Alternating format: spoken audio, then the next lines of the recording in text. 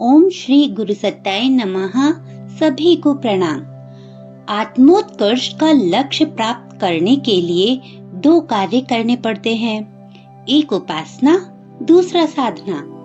उपासना में भजन पूजन के संदर्भ में किए जाने वाले जप, ध्यान, प्राणायाम, हवन, कीर्तन आदि क्रिया कृत्यों को करते हैं। साधना जीवन यापन की चिंतन एवं कर्मपरक पद्धति है। उपासना उच्च स्तरीय कक्ष का योगाभ्यास कहलाती है और साधना अपने परिष्कृत स्वरूप में तपश्चर्या कहलाती है। दोनों के समन्वय से ही जीवन लक्ष्य को प्राप्त करने का, पूर्णता तक पहुंचने का लक्ष्य पूरा होता है। यही ईश्वर प्राप्ति है। उपासना अंतरंग को परिष्कृत करने के लिए और साधना बहिरंग को सुव्यवस्थित बनाने के लिए है। लक्ष्य तक पहुंचने की यात्रा इन्हीं दो कदमों को अनवरत क्रम से उठाते रहने पर संपन्न होती है। उपासना का प्रतिफल है सुसंस्कारिता, साधना का प्रयोजन है शालीनता। इन्हीं दोनों को संस्कृति और सभ्यता कहते हैं। जीवन संपदा का स्तर उठाने और उसका श्रेष्ठतम सदुपयोग करने से ही मनुष्य व्यक्तित्ववान बनता है। इसी विकास क्रम पर चलते हुए मनुष्य सामान्य आत्मा से अगली सीढ़ियां प्राप्त करता है। महामानव, ऋषि, देवदूत एवं अवतार बनने का सौभाग्य इसी मार्ग की मंजिल है। उपासना किसी के सामने गिड़गिड़ाना या वैभव संपत्ति का उपहार अनुदान सहज ही प्राप्त करने का ताना बाना नहीं है। देवता न चापलूसी से प्रसन्न होते हैं और न रिश्वत लेने में उन्हें कोई रुचि है। उनका अनुग्रह बादलों की तरह अनवरत बरसता है। जिसके पास जितना पात्र है उसे उतना अनुदान मिलता है। आत्म परिष्कार ही साधना का उद्देश्य है। इस प्रयास में जिसे जितनी सफलता मिलती है वह उतना ही बड़ा संत होता है। आत्म कल्याण और लोक कल्याण में समर्थ अति महत्वपूर्ण क्षमता ऐसे ही लोगों को उपलब्ध होती है। पेड़ों के आकर्षण से बादल बरसते हैं, चुंबक के खिंचाव से लौह कण खिंचते चले जाते हैं। फूल खिलता है तो उस पर मधुमक्खियों, तितलियों और भ्रमरों के झुंड मंडराते हैं।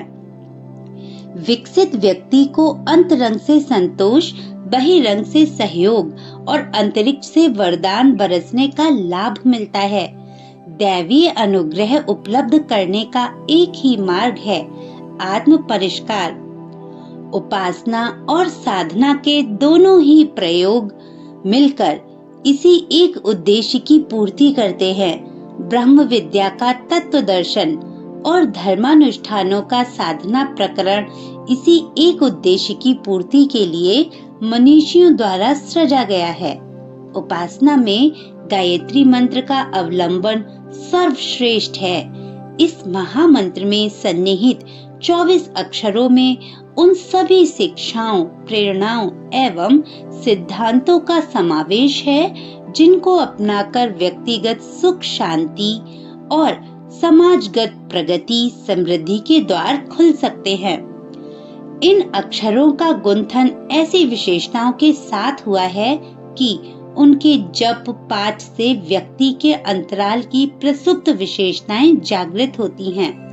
उनके सामान्य जप, ध्यान और असामान्य अनुष्ठान पुरुषरण प्रक्रिया से ऐसा आत्मबल जागृत होता है जिसके द्वारा आत्मिक विभूतियों और सांसारिक सफलताओं को प्रचुर परिमाण में उपलब्ध कर सकना संभव होता है। उपासना का विधान अन्यत्र बताया गया है।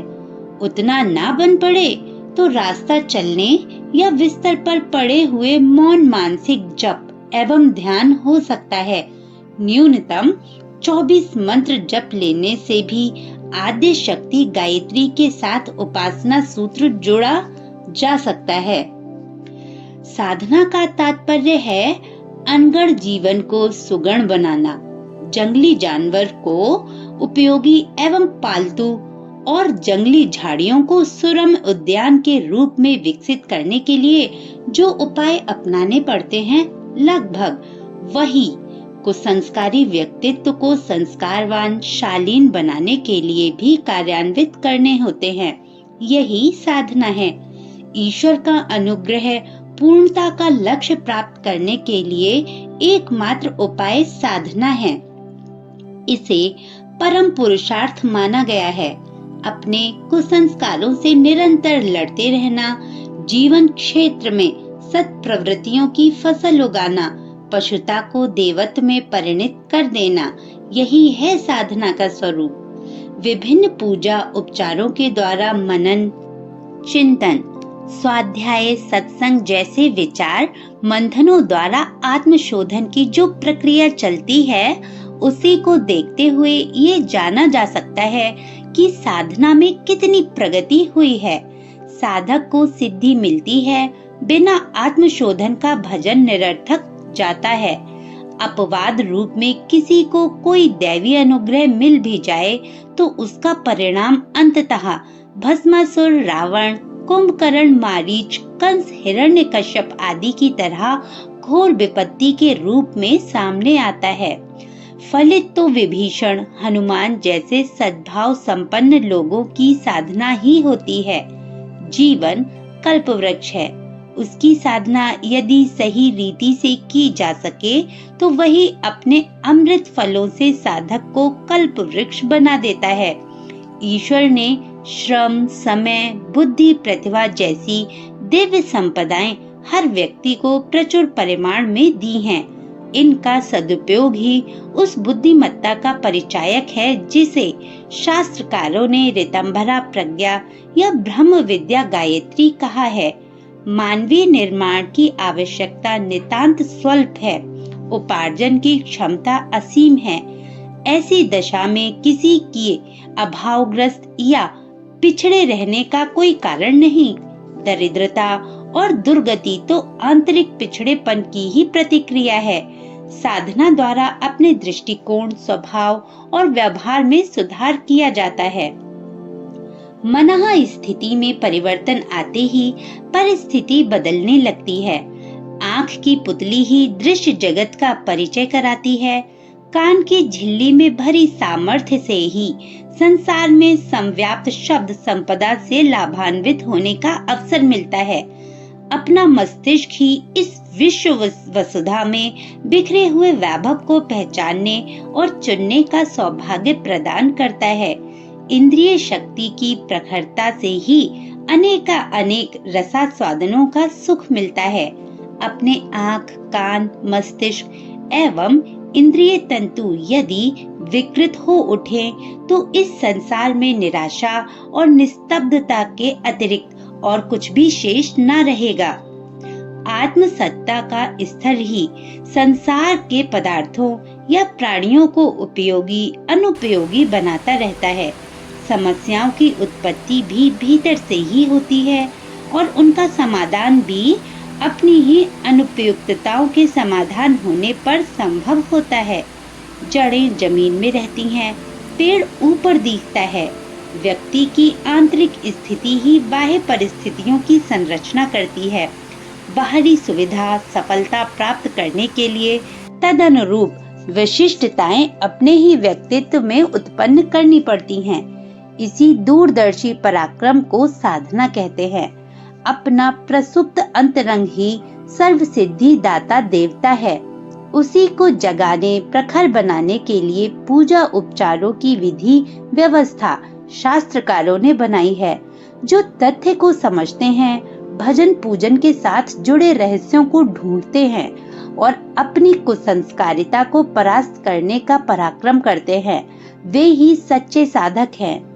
साधनात्मक उपचारों में सन्निहित आत्मनिर्माण के मर्म को जो जान लेते हैं, उसके लिए बिना हारे संघर्ष और शिक्षण का अभ्यास करते हैं।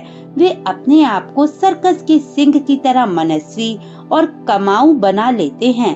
साधना उपक्रमों के साथ जुड़े हुए इस दिशा निर्धारण को जो समझते हैं और बिना हारे अनवरत प्रयास करते हैं, उन्हें सिद्धि पुरुष होने का अवसर निश्चित रूप से मिलता है।